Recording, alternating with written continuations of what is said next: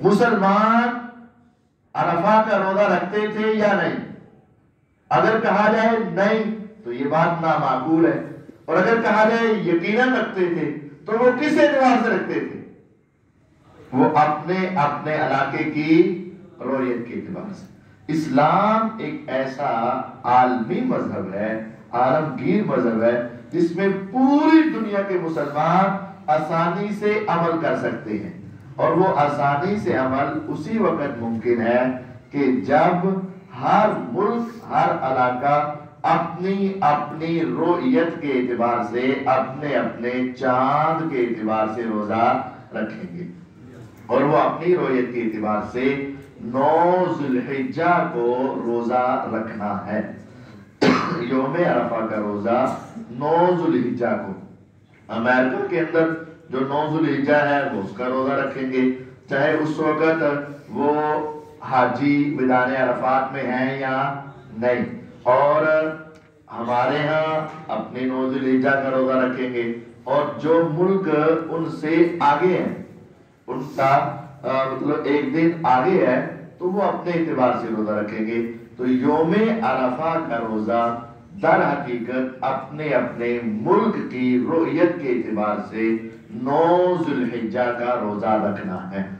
لیکن اگر آپ دوسری روایت پر، ایک اور حدیث پر عمل کریں تو یہ اشکال ویسے ہی ختم۔ وہ کیسے؟ کان رسول اللہ صلی اللہ علیہ وسلم یصوم 9 ذی الحجہ، حضور صلی اللہ علیہ وسلم ذی الحجہ کے پہلے 9 دنوں کے روزے رکھتے تھے۔ جب تم 9 دنوں کے روزے رکھو گے تو سوال ہی سارے ختم ہو جائیں گے، اس میں عرفہ بھی آ جائے گا، دوسرے بھی آ جائیں گے، اور اس حدیث پر عمل بھی ہو جائے گا۔ یہ ابو داؤد کے اندر روایت موجود ہے، کان رسول اللہ صلی اللہ علیہ وسلم یصوم 9 ذی الحجہ، آپ ذی الحجہ کے 9 دنوں کے ہی روزے رکھ لیا کرتے تھے۔ اب دوسرا روزہ جو ہے یوم عاشوراء کا، 10 محرم کا روزہ۔ 10 محرم کا روزہ مکے میں فرض تھا۔ مکے میں مسلمانوں پر ایک روزہ فرض تھا پورے سال میں، وہ تھا 10 محرم کا۔ جب آپ ہجرت کر کے مدینہ طیبہ میں آئے تو پہلے سال پھر بھی 10 محرم کا روزہ ہی فرض تھا۔ اس کے بعد دوسرے سال جب آپ پر رمضان کے روزے فرض ہوئے تو اس وقت پھر یہ 10 محرم کا روزہ فرضیت سے نفل کی طرف پھیر دیا گیا۔ اب 10 محرم کا روزہ نفلی تھا، صحابہ بھی رکھتے تھے، نبی علیہ السلام بھی رکھتے تھے۔ آپ نے دیکھا کہ یہودی بھی رکھ رہے ہیں، ان سے پوچھا کہ تم کیوں رکھ رہے ہو؟ انہوں نے کہا ھذا یوم نجی اللہ فی موسیٰ علیہ السلام من فرعون، یہ ایسا دن ہے جس میں اللہ تعالیٰ نے موسیٰ علیہ السلام کو فرعون سے نجات دی تھی، تو ہم اس کی خوشی کے طور پر اور شکرانے کے طور پر 10 محرم کا روزہ اس وقت سے رکھیں۔ موسیٰ علیہ السلام کی اس خوشی کا جب پیغمبر علیہ السلام نے سنا تو آپ نے ارشاد فرمایا کہ ہم تم سے زیادہ موسیٰ علیہ السلام کے بھائی اور حقدار ہیں، کیوں؟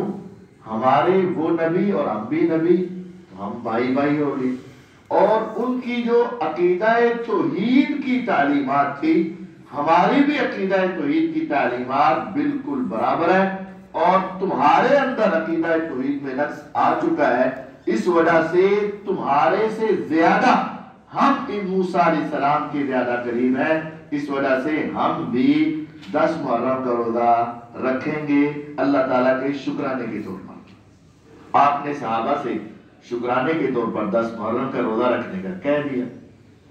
اب پھر پیغمبر علیہ السلام پر یہود و نصارہ کی مخالفت کا حکم آیا، تو جب مخالفت کا حکم آیا تو آپ نے ارشاد فرمایا کہ لئن بقیت الی قابل لاصومن التاسع، اگر میں آئندہ سال زندہ رہا، باقی رہا، تو میں 9 کا روزہ رکھوں گا۔ لیکن اللہ تعالیٰ کی طرف سے فیصلہ ہی یہ تھا کہ آئندہ محرم آنے سے پہلے ہی حضور علیہ السلام اپنے مالک حقیقی سے جا ملے. آپ اس دنیا سے رخصت ہو گئے تو وہ بات واضح نہیں ہوئی. اب اس بارے میں 3 موقف ہیں. ایک موقف یہ ہے کہ حضور علیہ السلام نے چونکہ فرمایا تھا آئندہ میں سال زندہ رہا تو 9 کا روزہ رکھوں گا، تو لہذا 9 کا روزہ رکھنا ہے. ایک ہے کہ حضور علیہ السلام نے 9 کا کہا تھا، رکھ تو نہیں سکے نا، تو اس وجہ سے جو پیچھے رکھا جا رہا تھا بس وہی رکھیں گے، یعنی صرف 10 کا. اور ایک موقف یہ ہے کہ ایک آپ رکھ رہے تھے نا اور ایک آپ نے ارادہ کیا ہوا تھا، تو ہم دونوں باتوں پر عمل کر لیتے ہیں، ارادے پر بھی اور آپ کی گزشتہ عمل پر بھی، تو لہذا 9 اور 10 دونوں کا رکھیں گے. یہ 3 موقف پائے جاتے ہیں. ایک موقف کہ صرف 9 کا جو آپ نے ارادہ کر لیا بس. ایک موقف بعض علماء کا کہ صرف 10 کا آپ نے ارادہ کیا، اس پر ابھی عمل ہوا ہی نہیں، تو جب عمل نہیں ہوا تو ہم اسی پر قائم رہیں گے جو پچھلا تھا. اور تیسرا ہے کہ ایک آپ کا عمل تھا اور دوسرا آپ کا ارادہ تھا، ہم ارادے اور عمل دونوں پر عمل کر لیں گے، تو لہذا 9 اور 10 دونوں کا رکھیں. تو یہ صرف 9 کا اور 9 اور 10 کا اس کے بارے میں اکثر علماء کی رائے ہے، لیکن ہمارا رجحان جو ہے وہ اس بات کی طرف ہے کہ 9 اور 10 دونوں کا روزہ رکھ لیا جائے.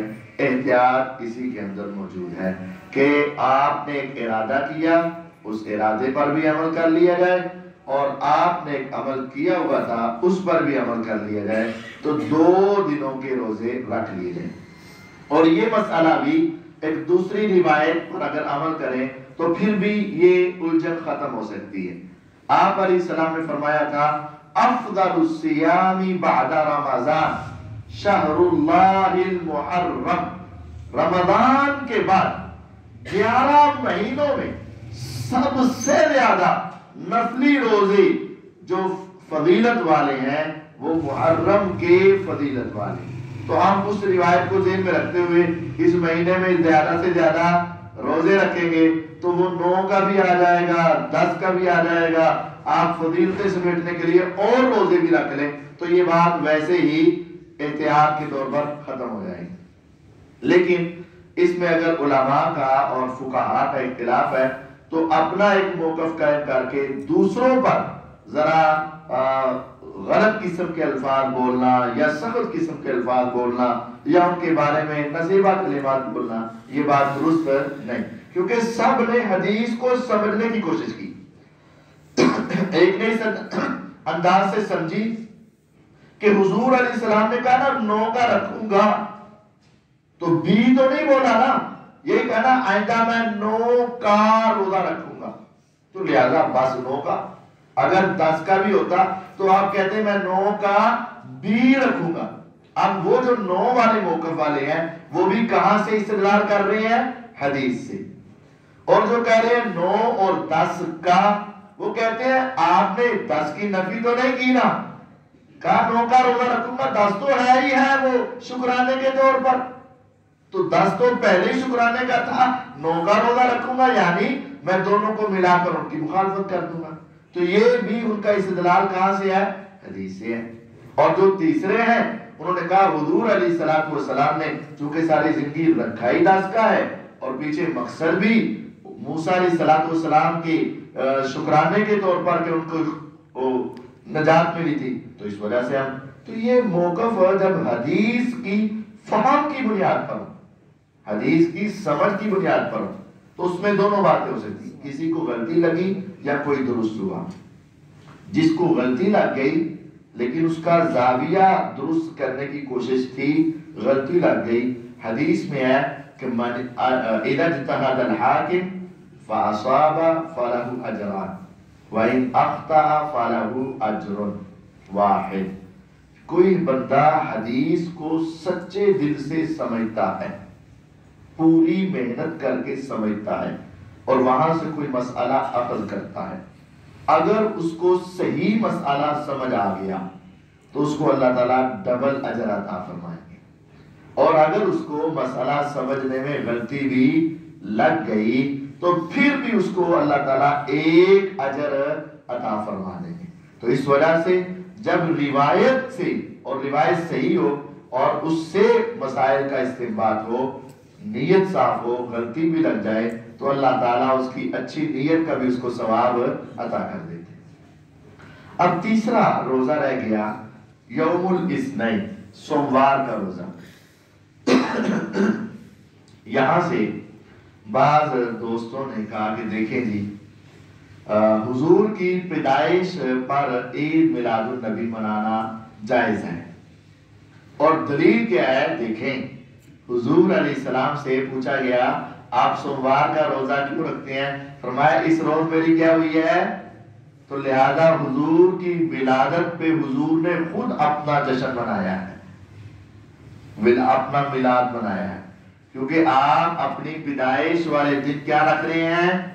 روزہ، تو لہذا آپ کیا منا رہے ہیں؟ خوشی۔ تو ثابت ہوا حضور نے اپنا میلاد خود منایا ہے، حضور علیہ السلام اپنی پیدائش کے دن روزہ رکھے۔ اب ان کی یہ بات درست نہیں۔ کیسے؟ پہلی بات یہ ہے کہ حضور علیہ السلام سال کے بعد روزہ رکھتے تھے یا ہر سوموار؟ ہر سوموار۔ اور یہ میرے دوست عید میلاد النبی کب مناتے ہیں؟ سال بعد۔ ایک فرق۔ دوسرا فرق، حضور علیہ السلام نے تاریخ کو دیکھا ہے یا آپ نے دن دیکھا ہے؟ تاریخ، دن دیکھا ہے، اور ہمارے یہ دوست کیا دیکھتے ہیں؟ 12 ربیع الاول، دن دیکھتے ہیں۔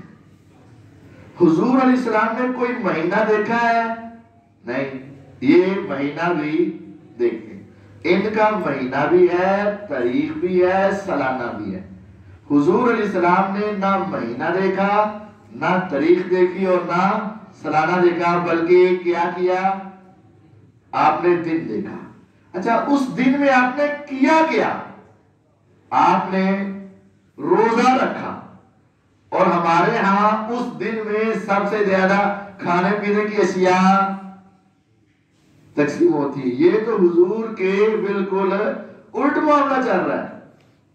ہاں، اگر کسی کو حضور علیہ السلام سے اتنی محبت ہے وہ ہر سوموار کا روزہ رکھے۔ ہم تو کہتے ہیں سوموار اور جمعرات کا روزہ رکھو، لیکن وہ چونکہ بھوکا رہنا پڑے گا اور اس میں کھانا پینا ختم ہوگا، تو یہ ہمارے بس کی بات ایسا بارے نہیں۔ تو یہ دیکھیں، حضور علیہ السلام نے روزے کے لیے مختلف چیزیں بتائی ہیں۔ ولادت بھی ایک ہے، نبوت بھی تو ملی ہے نا، قرآن کا نزول بھی تو ہوا ہے نا، اور چوتھی وجہ بھی صحیح مسلم کی روایت میں ہے، آپ نے فرمایا سوموار اور جمعرات کو اللہ تعالیٰ کے ہاں نامہ اعمال پیش ہوتا ہے، اور میں پسند کرتا ہوں کہ میرا نامہ اعمال جب اللہ تعالیٰ کے پاس پہنچے تو میں روزے کی حالت میں ہوں۔ یہ الفاظ آگے موجود ہیں۔ گویا کہ پھر آپ کے روزہ رکھنے کی ایک بڑی وجہ، ساتھ یہ بھی مل گئی، ولادت بھی، نبوت بھی، نزول وحی بھی، لیکن ایک بڑی وجہ آپ نے کیا بتائی کہ سوموار اور جمعرات کو نامہ اعمال اللہ تعالیٰ کے ہاں پیش ہوتے ہیں، اور میں پسند کرتا ہوں کہ میرا نامہ اعمال کس حالت میں جائے؟ میں اللہ تعالیٰ کے سامنے روزے دار ہوں۔ تو ایک بڑی وجہ روزہ ہے، اللہ تعالیٰ کے ہاں اعمال کے پہنچنے کی وجہ ہے۔ بہرحال یہ 3 روزوں کا اس حدیث کے اندر آیا، یہ تینوں نفلی روزے ہیں، رکھنے چاہیے، ان کا بہت ثواب۔ دوسری روایت اس باب کی، وعن ابی ایوب الانصاری کی رضی اللہ تعالی عنہ ان رسول اللہ صلی اللہ علیہ وسلم قال من صام رمضان ثم اتبعه 6 من شوال کان کصیام الدہر۔ ابو ایوب الانصاری رضی اللہ تعالی عنہ رسول اللہ صلی اللہ علیہ وسلم کے جو خادم تھے، مہمان نواز تھے، میزبان تھے، وہ بیان کرتے ہیں کہ رسول اللہ صلی اللہ علیہ وسلم نے فرمایا من صام رمضان، جس نے رمضان کے روزے رکھے، ثم اتبعہ ستا من شوال، پھر اس کے بعد شوال کے بھی 6 روزے رکھے، کانا کصیام الدہر، وہ ایسے ہی ہو جائے گا جیسے سارا سال روزے رکھے، سارے سال کے روزے۔ رمضان کے روزے فرض ہیں اور شوال کے روزے نفل ہیں، تو نفلی باب کے اندر ذکر کیا گیا۔ اب وہ نفلی جو روزے ہیں شوال کے، کیا فوری رکھنا ضروری ہے؟ بعض لوگوں کے ذہن میں ہے کہ عید کے دوسرے دن روزہ رکھنا ضروری ہے، وہاں سے شروع کرنا ضروری ہے، تو یہ ضروری نہیں ہے۔ یہ پورے مہینے میں 6 روزے مکمل کرنے ہیں، چاہے وہ اکٹھے رکھ لیے جائیں، چاہے وہ وقفے سے رکھ لیے جائیں، چاہے وہ آخری 6 دنوں میں رکھ لیے جائیں۔ جو شخص بھی رمضان کے روزے رکھ کے 6 روزے شوال کے رکھے گا، سارے سال کے روزوں کا ثواب ملے گا۔ اگر کوئی شخص رمضان میں بیمار ہوا یا مسافر ہوا یا کوئی مسئلہ ہوا، جیسے عورتوں کے معاملات، وہ رمضان کے کچھ روزے اس کے چھوٹ گئے، تو کیا پہلے وہ روزے مکمل کر کے پھر شوال کے رکھے جائیں گے، یا ویسے رکھے جا سکتے ہیں؟ رمضان کی قضائی بعد میں بھی دی جا سکتی ہے۔ تو جی ہاں، درست مسئلہ یہی ہے کہ شوال کے روزے شوال میں ہی رکھنے ہیں، جو رمضان کے رہ گئے ہیں آپ کے، بہتر ہے جتنی جلدی ہو سکے ادا کر دیں، لیکن ان کی قضائی کا ٹائم اگلے رمضان تک ہے۔ آپ وہ جو رہے ہوئے روزے ہیں وہ شوال کے بعد بھی رکھ سکتے ہیں۔ تو یہ پورے سال کے روزوں کا ثواب کیسے ہے؟ من جاء بالحسنہ فلہ عشر امثالہا، یہ اللہ تعالیٰ کا قانون ہے، جو ایک نیکی کرے گا اللہ تعالیٰ اس کو 10 نیکیوں کا ثواب عطا کرے۔ تو جب 30 روزے رمضان کے رکھے اور 6 روزے بعد میں رکھے، تو یہ کتنے روزے ہو گئے؟ 36۔ اور 36 روزوں کو جب 10 کے ساتھ ملٹیپلائی کریں گے، ضرب دیں گے، تو یہ کتنے بن جائیں گے؟ 360۔ اور سال میں دن کتنے ہیں عربی اعتبار سے؟ 360۔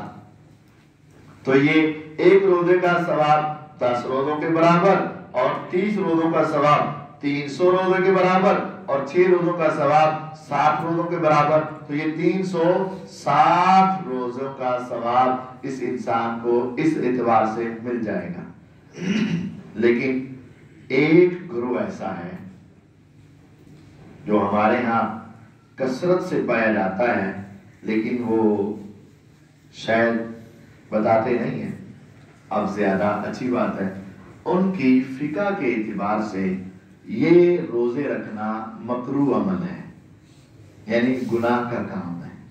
تو ایسا نہیں ہے، حقیقت یہ ہے کہ شوال کے روزے رکھنا ثواب کا کام ہے اور بہت ہی ثواب کا کام ہے، لیکن ایک فقہ کے اعتبار سے شوال کے روزے رکھنا کیا ہے؟ مکروہ عمل ہے، گناہ کا کام ہے، ایسا نہیں۔ تیسری روایت وعن ابی سعید الخدری رضی اللہ تعالی عنہ قال قال رسول اللہ صلی اللہ علیہ وسلم ما من عبد يصوم يوما في سبيل الله إلا باعد الله بذلك اليوم عن وجهه النار 70 خريفا۔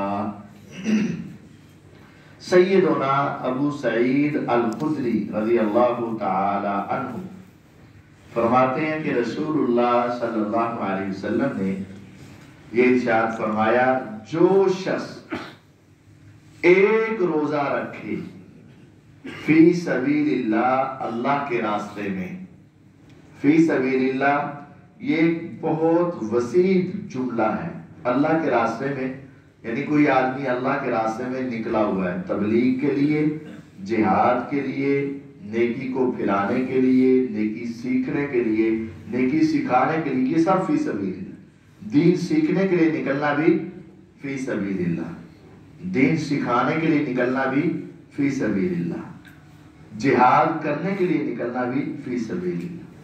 تو جو شخص اللہ کے راستے میں نکلا ہوا ہے اور وہ ایک دن کا روزہ رکھ لیتا ہے اور وہ قبول ہو جائے، اخلاص ہو اس میں، باعد اللہ بذالک الیوم، اللہ تعالیٰ اس دن کے بدلے میں، اس روزے کے بدلے میں اس شخص کو دور کر دے گا، عن وجہہ النار 70 خریفہ، اس کے چہرے سے اللہ تعالیٰ جہنم کی آگ کو 70 خزائیں دور کر دے گا۔ خریف جو ہے یہ خزاں کے موسم کو کہتے ہیں، صیف گرمی کو کہتے ہیں، شتا سردی کو کہتے ہیں، خریف خزاں کو کہتے ہیں، اور ربیع الاول بہار کو ربیع کہتے ہیں۔ تو یہ 70 خزائیں اللہ تعالیٰ اس سے جہنم کو دور کر دیں گے۔ مطلب ایک جملہ، ایک جز بول کر یہاں کل مراد ہے۔ ایک خزاں ایک سال میں کتنی مرتبہ آئے گی؟ ایک مرتبہ۔ تو 70 خزائیں کتنے سالوں میں اکٹھی ہوں گی؟ 70 سالوں میں۔ تو اس وجہ سے اس کا ترجمہ 70 سال بھی کر لیتے ہیں اور 70 خزائیں بھی۔ تو جس نے اللہ کے راستے میں ایک روزہ رکھا اور وہ قبول ہو گیا، اخلاص اس میں موجود ہوا، ریاکاری نہ ہوئی، اللہ تعالیٰ کی قربت کا ارادہ ہوا، ایک روزہ رکھا، قبول ہو گیا، اللہ تعالیٰ اس کے چہرے سے جہنم کی آگ کو اتنا دور کر دے گا کہ ایک گھڑ سوار اپنے گھوڑے پر بیٹھے اور اس کو دوڑانا شروع کر دے اور 70 سال تک ایک لمحے کے لیے بھی گھوڑا رکے نہیں، 70 سال تک گھوڑا ایک لمحے کے لیے بھی رکے نہیں، 70 سال تک جتنا فاصلہ طے کرے گا اس کے ایک روزے کی وجہ سے جہنم اس سے اتنی دور ہو چکی ہوگی۔ اور اگر 2 روزے رکھے تو ڈبل 70 سال یعنی 140 سال جتنے روزے رکھتے رہیں گے۔ تو یہ نفلی روزوں کی فضیلت کے بارے میں باب ہے۔ اللہ تعالیٰ ہمیں کثرت کے ساتھ نفلی روزے رکھنے کی توفیق عطا فرمائے۔ وآخر دعوانا ان الحمد للہ رب العالمین۔